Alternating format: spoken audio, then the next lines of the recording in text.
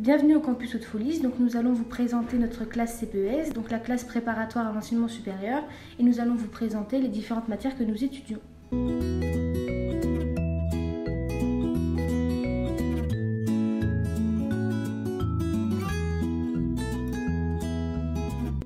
L'Open Café est un lieu de convivialité et d'échange où les étudiants peuvent s'y retrouver à tout moment de la journée. Le CDI est un lieu de travail où on y trouve des livres et des ouvrages mis à notre disposition. Nous préparons les exposés pour l'actualité dans les box. Le calcul nous apprend à additionner, soustraire, multiplier et résoudre des problèmes de tête pour nous habituer plus tard à calculer rapidement sur notre lieu de travail. On a 4 heures de biologie par semaine qui sont divisées en 2 heures de biologie humaine et 2 heures de biologie fondamentale et on se prépare pour entrer en école d'ici. On a 4 heures de cours dans cette semaine, c'est divisé en 2 fois 2 heures et chaque cours est divisé en 1 heure pour l'analyse professionnelle, donc avec beaucoup d'oraux, et 1 heure pour l'éducation à la santé. Les oraux que nous préparons nous donnent une meilleure aisance à l'oral et nous permettent de partager nos expériences professionnelles. Notre cours de communication orale et d'analyse des situations professionnelles nous aide à préparer nos futurs oraux pour intégrer les écoles du domaine social. À chaque séance, nous devons nous présenter, puis analyser une problématique liée à notre futur métier et la présenter à l'oral devant le groupe de classe. En gestion de groupe et coordination, nous avons 2 heures par semaine. Ce sont les sociaux qui assistent à ce cours. Nous avons des travaux de groupe, de mise en situation, soit de réalisation ou de discussion. Nous avons également des cours de connaissance de soi et à l'issue de ces activités, nous analysons et présentons nos ressentis. En cours d'investigation, nous avons 1h30, c'est un cours en commun, et dans ce cours, nous étudions les différentes démarches pour les enquêtes. On a 2 heures par semaine d'anglais, ce sont des cours pour améliorer notre niveau d'anglais.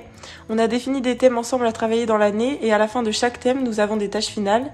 On fait beaucoup de travaux de groupe et des oraux. Nous avons 4 heures de communication écrite et méthodologie par semaine. Pendant les cours, nous revoyons les règles grammaticales pour préparer la certification Voltaire. Nous travaillons aussi nos lettres de motivation pour nos formations. Nous avons 2 heures de culture sanitaire et sociale par semaine. Nous découvrons les différentes institutions existantes dans le domaine sanitaire et social, ainsi que les publics accueillis. Nous avons 4 heures d'actualité par semaine. Pendant les cours, nous présentons un sujet sur l'actualité du moment par groupe avec comme support un diaporama. Nous présentons différents thèmes. Alors le projet Voltaire a pour objectif de reprendre les bases de la grammaire et donc la formation nous offre la possibilité d'obtenir la certification Voltaire qui sera un atout sur notre CV. Nous avons 1h30 de rencontres professionnelles dans la semaine où nous rencontrons des professionnels dans le domaine sanitaire ou social. Ils nous présentent leur métier et ensuite nous pouvons poser toutes les questions possibles. J'ai choisi de faire un stage avec des infirmières libérales pour découvrir le métier et confirmer mon choix professionnel qui est d'aller en école d'infirmière puis ouvrir mon propre cabinet d'infirmière libérale. 3 d'entre nous avons effectué notre stage dans un EHPAD pour observer le rôle de l'infirmière auprès des personnes âgées, dans le but de devenir infirmière plus tard. J'ai effectué mon stage en foyer d'accueil médicalisé pour conforter mon projet professionnel dans le milieu infirmier. J'ai été dans un ESAT, donc j'ai observé les personnes en situation de handicap qui travaillaient à être autonomes.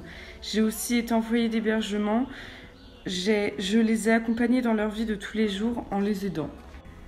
J'ai effectué mon stage dans la classe Ulysse au lycée Haute-Folis. J'avais un rôle d'accompagnant aux personnes en situation de handicap. J'observais ce métier et j'ai pu pratiquer également.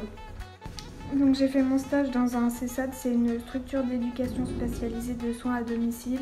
J'étais avec des psychomotriciennes et j'avais besoin de voir comment se déroulaient des séances de psychomotricité.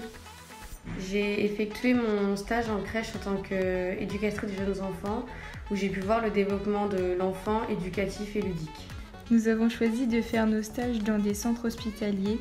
J'ai choisi de faire le service bloc opératoire pour les spécialités d'infirmiers. J'ai choisi le service soins palliatifs. Le stage permet de découvrir le métier d'infirmier en centre hospitalier et de confirmer notre choix professionnel.